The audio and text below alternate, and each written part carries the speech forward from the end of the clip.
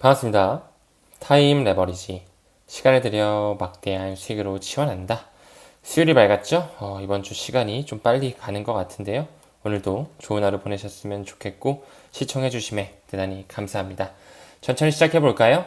지금 현재 리플과 SEC 간의 그 단연간의 법적 싸움에 있어서 이제 서로 소송에 대한 구제 단계가 거의 끝나가는 단계에 머물러 있죠. 이 최종 해결, 합의에 점점 가까워지고 있다는 것 우리는 알고 있습니다. 현재 방송을 촬영하는 시점으로 XRP의 가격적인 부분에 큰 상승은 아직까지 나오지 못하고 있지만 반드시 조만간 끝날 것으로 보여지는 분위기가 조금씩 촉발이 되고 있거든요. 그 부분에 있어서 리플이 어떻게 대응을 준비하고 있는지에 대해서 한 번 더 짚고 넘어가자면 공식적인 서류를 좀 제출했더라고요. 파이널 저지먼트를 내면서 이제 슬슬 최종 심판을 기다리는 스탠스를 취하고 어제 하는 시점에 이 SEC의 구제 조치에 대한 반대 의견을 제출했죠.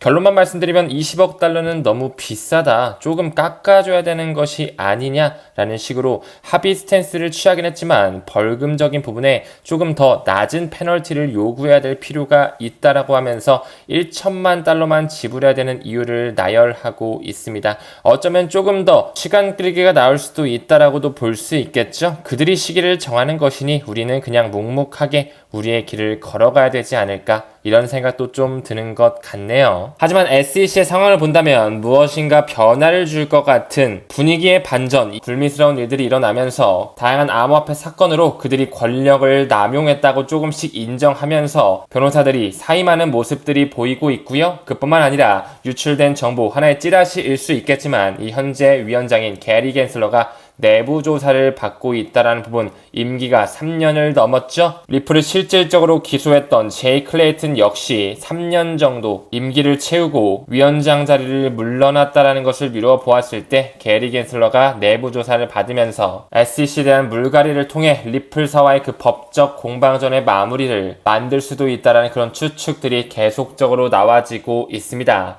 하지만 역시나 그 고래들, 세력들은 이 틈을 타서 이렇게 XRP를 이동하면서 XRP를 축적하는 모습을 보여주고 있거든요. 아직까지는 XRP의 가격이 폭발하지 않았기 때문에 그들이 모으기에는 너무나 매력적인 가격이므로 국내 해외 거래소를 막론하고 자금을 이동하면서 가격의 조작 그리고 물량을 매집하는 모습이 포착이 되고 있습니다. 하지만 우리가 주목해야 되는 것, 그들의 시기의 저울질이 아니라 정말 그 기관들, 중앙은행들, 청산소, 연준에서 ISO 2002 메시징 표준, 이 리플 네트워크가 탑재되어 있는 새로운 금융 시스템망을 언제 마이그레이션을 하는지가 굉장히 중요하다라고 말씀을 드렸죠.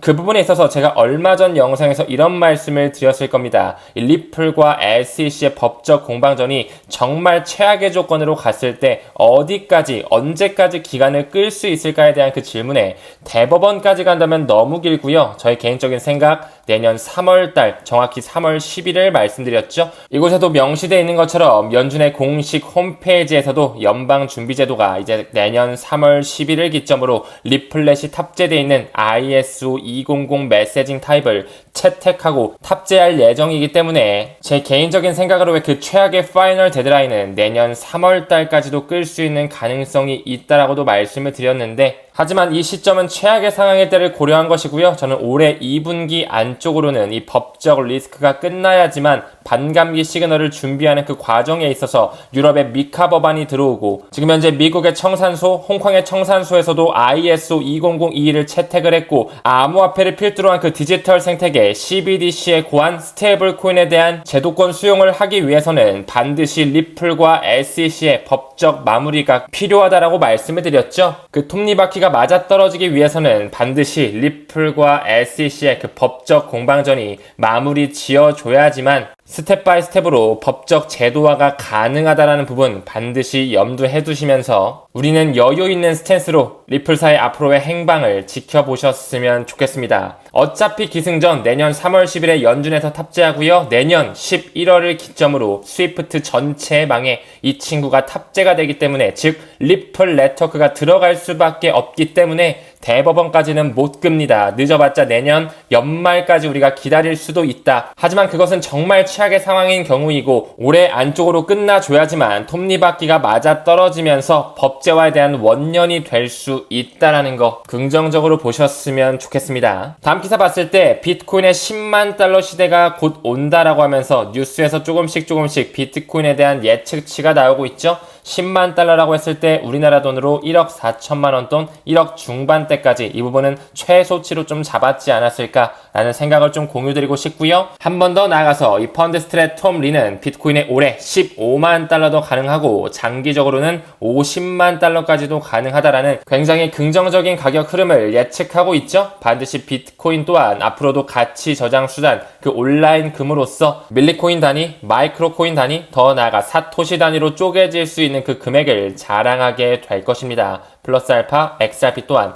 드랍 단위로 쪼개질 수밖에 없는 시대, 반드시 그 내년 11월까지는 우리가 타임 레버리지를 한다라는 마음으로 XRP를 투자하시길 권장드립니다. 최근에 비트코인의 반감기가 지났지만 중동 리스크, 그 지정학적 전쟁 리스크로서 비트코인을 필두로 한 암호화폐가 조금 조정이 나왔었죠. 그 부분에 있어서 비트와이즈 CLO가 뉴스에 살 기회다라고 하면서 반감기가 왔다라고 해서 한 번에 오르지 않는 거 그들은 알고 있기 때문에 그들은 지금 조금씩 비트코인을 매집하고 있다라고 말씀을 드렸죠. 그 부분의 일환으로 마이크로 스트래티지를 이끌고 있는 마이클 셀러는 마이크로 스트래티지의 주식을 매각하면서 비트코인을 조금 더 매입할 준비를 고대하고 있습니다. 즉 다시 말해 세력들이 봤을 때는 아직까지도 이 비트코인은 매수하기에 매집하기에 굉장히 매력적인 금액을 보여주고 있다는 것을 미루어 볼 수가 있고요. 그 마이크로 스트래티지의 뒷배로는 뱅가드, 블랙록, 스테이트 스트리트, 피델리티가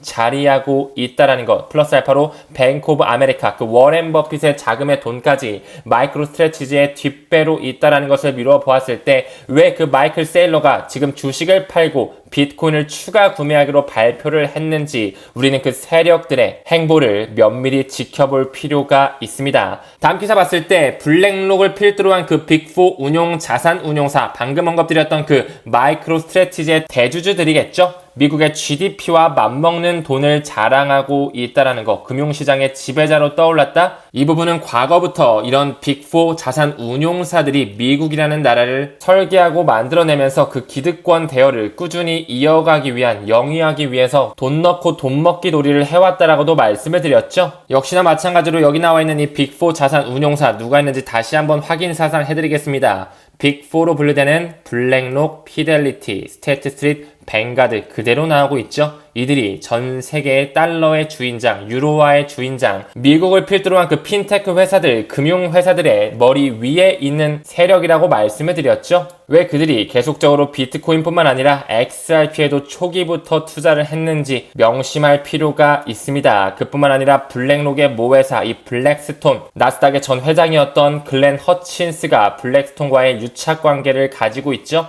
그 글렌 허친스는 왜 비트코인과 이더리움은 절대 망하지 않고 앞으로 생존할 것이라고 예언했으면서 플러스 알파로 그 글렌 허친스가 디지털 커런시 그룹의 보드 멤버라는 것을 미루어 보았을 때 왜 그 디지털 커런시 그룹이 리플사의 초기부터 투자를 했는지 우리는 SEC의 법적 공방전 따위에 절대 흔들릴 필요는 없습니다. 그 부분의 일환으로 블랙록의 현물 비트코인 ETF를 통해 지금 현재 69일 연속으로 자금이 유입되면서 그 의미는 과연 무엇일까요? 그 거대 기득권 세력들, 그 빅4 운용 자산들의 돈들이 계속적으로 암호화폐, 디지털 생태계 쪽으로 세력의 손바꿈, 에너지의 마이그레이션을 하면서 점점 디지털 생태계, 경제 패러다임을 바꾸고 있다라고도 말씀드릴 수 있겠죠. 그렇기 때문에 블랙록이 ETF가 살 길이다. 즉 다시 말해 비트코인, 암호화폐에 대해서 일깨우고 투자하는 것만이 살 길이다라고 우리에게 힌트를 주면서 이제 슬슬 전통금융에서 하고 있는 그 뮤추얼 펀드를 비트코인 ETF로 전환하면서 돈에 대한 이동, 스테이블코인의 시가총액이 늘어난다. 즉 전통금융사들이 암호화폐 생태계 쪽으로 돈을 불어넣고 있다는 것 우리는 인지해 주셔야 되겠죠. 다음 기사 봤을 때 태국에도 증권거래위원회가 있습니다. 이 기관에 미국 비트코인 ETF를 투자할 수 있도록, 즉 다시 말해 이제 미국 사람들뿐만 아니라 중국 사람들뿐만 아니라 동아시아권을 필두로 한, 유럽을 필두로 한 그 기관의 자금들도 이제 비트코인 현물 ETF 쪽으로, 암호화폐 생태계 쪽으로 돈을 투자할 수 있는 환경이 조금씩 조성이 되고 있다는 것, 즉 다시 말해 반드시 이 임계점 그래프에서 우리는 초기 시장에 점령해 있다는 것을 알고 계셔 주셔야 되고요. 올해 연말까지 그 퀀텀 점프가 있을 때까지는 꾸준하게 가져가 주셔야 됩니다. 그 부분의 일환으로 리플사는 이미 태국을 점령했다라고 말씀드릴 수 있겠죠. 그 태국의 대표 핀테크 회사 D머니와 파트너십을 과거부터 맺으면서 동아시아 지역에서의 사업을 확대할 뿐만 아니라 계속적으로 엑스래피드, XRP를 활용하면서 송금이 일어날 수 있도록 지원하고 있죠. 그 부분에 있어서 태국 최대 상업은행 이 SCB 시암은행 역시 공식 홈페이지에 들어온다면 리플의 블록체인 기술을 사용하면서 국제 송금에 대한 새로운 경험과 표준을 손쉽게 만들 수 있다. 즉 다시 말해 이제 슬슬 태국 사람들이 해외로 송금하는 부분에 있어서 태국 최대 상업은행 SCB 시암은행 고객들은 리플 네트워크를 활용할 수밖에 없다라는 것. 앞으로 더욱더 태국뿐만 아니라 싱가포르를 필두로 한 동아시아 지역, 더 나아가 중동 지역, 유럽 지역을 필두로 해서 리플사는 사업 영역을 확대할 것이며, 확대가 되면 될수록 XRP에 대한 유틸리티는 올라갈 수밖에 없다라는 것. SEC에서 언제 소나기를 풀어줄지는 모르겠지만 조만간이라고 생각을 하고요. 우리는 이런 펀더멘탈에 조금 더 포커스를 맞출 필요가 있겠죠. 하나 더 가서 이 조디아 커스터디 역시 이제 슬슬 메타코와 손잡으면서 그 중심에는 스탠다드 차타드가 연결 구조를 가지고 있죠. 그뿐만 아니라 SBI 홀딩스 역시 조디아 커스티에 공동으로 투자하면서 이제 슬슬 기관들이 암호화폐를 수탁할 수 있는 그 커스터디 업체, 역시나 리플이 소유한 그 메타코와 함께 파트너십을 체결하고 있다는 것을 종합적으로 말씀드릴 수 있을 것 같고요. 그 영국의 최대 금권이라고 불릴 수 있는 스탠다드 차타드 역시 공식 문서를 통해서도 에비던스 자료를 보여드릴 수 있을 정도로 리플과 함께 과거부터 손 잡으면서 디지털 금융의 새로운 혁신을 준비하고 있었다라고 말씀드릴 수가 있습니다. 지금 현재 리플사는 약 15조 원에 가까운 그 막대한 돈을 투자받은 이력이 있고요. 여기에도 역시나 스탠다드 차타드가 그들과 함께 어깨를 나란히 하고 있다는 거. 방금 언급드렸던 태국의 시암은행에서 연결된 SCB 디지털 벤처스 역시 왜 과거 2016년 9월부터 리플의 투자를 유치했는지, 그뿐만 아니라 아까 언급드렸던 그 빅4 자산 운용사들을 뒷배라하고 있는 디지털 커런시 그룹은 그보다 더 빠른 2015년 5월에 왜 리플에 그렇게 직접적으로 지분을 투자했는지 우리는 확신을 가질 필요가 있습니다. 다음 기사 봤을 때 이더리움 현물 ETF 승인 비관론이 계속적으로 확산되면서 시장이 올랐다가 떨어졌다를 반복하면서 우리 대중들에겐 조금씩 불안함을 주고 있죠. 하지만 우리는 이런 뉴스에 쫄 게 아니라 그 세력들, 고래들, 그들과 어깨를 나란히 하고 있는 그 글로벌 리스트들의 움직임에 집중할 필요가 있다라고 말씀을 드렸습니다. 트론을 만들었던 저스틴 선은 지금 현재 이더리움을 대량 매수하고 있다라는 거. 그들의 눈초리에서는 이더리움의 현재 굉장히 모아가기에 매력적인 가격이다라는 거. 그렇기 때문에 우리 또한 이더리움은 현물 ETF 안 되는 거 아니야? 라고 쫄 게 아니라 지금 현재 매집할 수 있는 기회를 주고 있다라고 반대로 해석하시길 권장드리고 싶네요. 한 번 더 나가서 일본의 대형 거래소로 손꼽혔던 그 마운트곡스의 파산 사태 잘 기억하시죠? 이제 슬슬 마운트곡스의 그 파산 관리자가 채권자들에게 142K의 비트코인을 지급할 계획을 가지고 있다. 약 14만 개가 넘는 비트코인을 이제 슬슬 채권자들에게 다시 지급을 해줘야 되기 때문에 매도 가능성이 초래될 수 있다는 가능성을 열면서 역시나 한 번 더 개인 투자자들에게 비트코인 더 떨어질 수 있으니까 너희는 지금 빠져줘야 된다니까? 라는 그런 깜빡이를 키라고 압박을 주고 있죠? 하지만 우리는 알고 있습니다. FTX 파산 사태, 마운트곡스의 파산 사태 모두 채권자 명단을 봤을 때 그들이 꾸며낸 짓이라는 것을 미루어 본다면 우리는 쫄 것이 아니라 오히려 더더욱 이런 기사가 나왔을 때 모아가기에 좋은 시점이구나라고 생각하면서 달러 코스트 에버리징, 그 적립식으로 모아가는 방법을 지속해 주시면 됩니다. 다음 기사 봤을 때 악재 연속이라고 하면서 테슬라의 일론 머스크가 나오고 있죠. 이 자율주행 로봇 택시로 과연 돌파가 가능한 반응할지. 최근에 그 테슬라가 전기차 시장이 워낙 경쟁이 치열하다 보니까 가격을 한 번 더 내리는 부분에 테슬라의 주가가 한 번 더 빠지게 됐었죠. 그 부분에 있어서 올해 8월 달에 출시가 되는 그 로봇 택시 과연 상승 반전을 보여줄 수 있을까에 대한 그런 추측들이 나오고 있는데요. 정확한 시점은 올해 8월 8일입니다. 그 로봇 택시라고 하는 자율주행차로서 페달과 핸들 없이 이제 완전히 자율주행을 할 수 있는 시대가 도래하고요. 플러스 알파로 자율주행뿐만 아니라 주유소에서의 주유를 암호화폐로 할 수 있는 시대. 스타벅스의 드라이브스루, 맥도날드의 디트를 갔을 때 암호화폐로 결제해서 햄버거, 커피를 사 먹을 수 있는 시대가 일론 머스크가 고안하는 이 로봇 택시와 함께 그 암호화폐로 결제할 수 있는 시대가 머지 않았다라는 것을 병렬적으로 봐주셔야 되고요. 반드시 8월 8일을 또 기점으로 해서 도지코인과 같은 그 팩트에서 인정하는 그 코인들 기억하시죠? 도지와 시바이누 또한 반드시 중장기적으로 우리가 모아가면서 매도 시점은 아직 멀었다. 다시 한번 언급을 드립니다. 다음 기사 봤을 때 이번 주는 역시나 그 연준에서 뿌려대는 그들이 만드는 지표죠. PC 가격 지수가 또 나올 것으로 보여지고요. 이번에는 또 금리 인하에 대해서 어떤 스탠스를 취할지 주목해 봐야 되겠죠. 계속적으로 왔다 갔다 흔들어 제끼면서 시장을 드라이빙 할 것입니다. 지금 현재 반감기가 된 지 얼마 안 돼서 조금은 지지부진한 그런 박스권 형태에 머물러 있는데 이 시기를 잘 견디면서 수량에 집중하신다면 올해 하반기 4분기부터는 그 슈퍼 사이클이 우리를 수고했다라고 하면서 가격으로 격려를 해 줄 것입니다. 아직까지는 중동의 전쟁, 그 지정학적 리스크와 인플레이션 지표 등 유가도 굉장히 높아서 우리가 살아가기에 힘든 실물 경제 환경을 보여주고 있죠. 이번 주에는 PC 지표뿐만 아니라 기술 대기업의 실적들도 발표가 되면서 분위기를 어떻게 전환시키는지 지켜볼 필요가 있고요. 이 ET식으로 분석가는 아직까지 역시나 반감기의 그 긍정적 효과는 반영이 아직 안 됐다라는 거. 지금 현재 그 기득권 세력들이 미디어를 통해서 개미들에게 겁주고 있는 지금 현재 이 시점을 즐기면서 천천히 수량에 집중할 필요가 있습니다. 그 미국의 GDP를 뛰어넘는 빅4 자산 운용사들이 어떤 움직임을 취하고 연준에게 어떤 오더를 내리느냐에 따라 이 중동 전쟁, 더 나아가서 물가 이슈, 유가에 대한 급등 또한 순식간에 잡히면서 다시 한번 그 포모의 시장을 만들 수 있는 기반을 현재 만들어내고 있다라는 것 거시적으로 봐주시면 좋을 것 같고요. 다음 기사 봤을 때 지켓시가 나오고 있어요. 최근에 이더리움의 창시자 비탈릭 부테린이 지켓시를 언급하면서 얼마 전 지켓시가 어느 정도 급등을 보여줬었죠. 우리가 XRP를 투자하는 부분에 반드시 주목하면서 병렬적으로 모아가기에 좋은 토큰으로 지켓시를 언급을 드렸습니다. 그 제로 놀리지라고 불리우는 영지식 증명의 표본이자 대체가 불가능한 섹터를 담당하고 있기 때문에 그 디지털 커런시 그룹 살아있는 암호화폐 최대 신탁사 그레이스켈에서도 기관들이 이 지켓시를 모을 수 있도록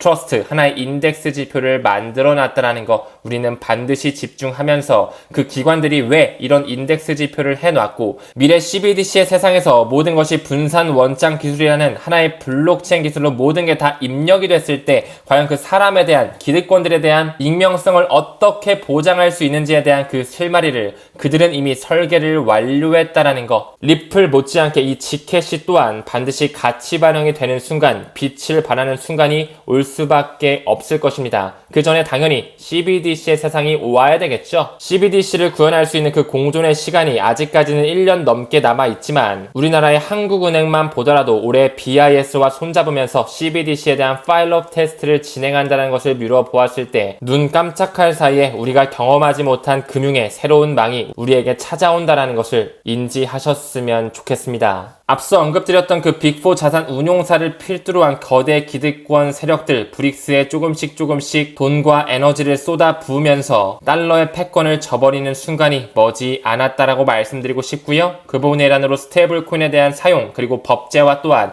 조금씩 미국 상원 하원에서도 만들어지고 있다라는 거. 올해는 우리가 암호화폐에 투자하기 굉장히 좋은 기회의 시점이라는 것을 반드시 염두하시면서 XRP의 가격이 폭발하지 않는다고 이상하다라고 생각할 것이 아니라 그들의 의도하에 점진적으로 스텝 바이 스텝으로 천천히 블록체인과 인공지능을 필두로 한 그 4차 산업혁명의 시대가 다가오고 있다는 것을 명심하시면 좋겠습니다. 오늘도 좋은 하루 보내시고요. 금일도 시청해주심에 대단히 감사합니다. 우리는 모든 면에서 점점 더 좋아지고 있습니다. 감사합니다. 성투합시다.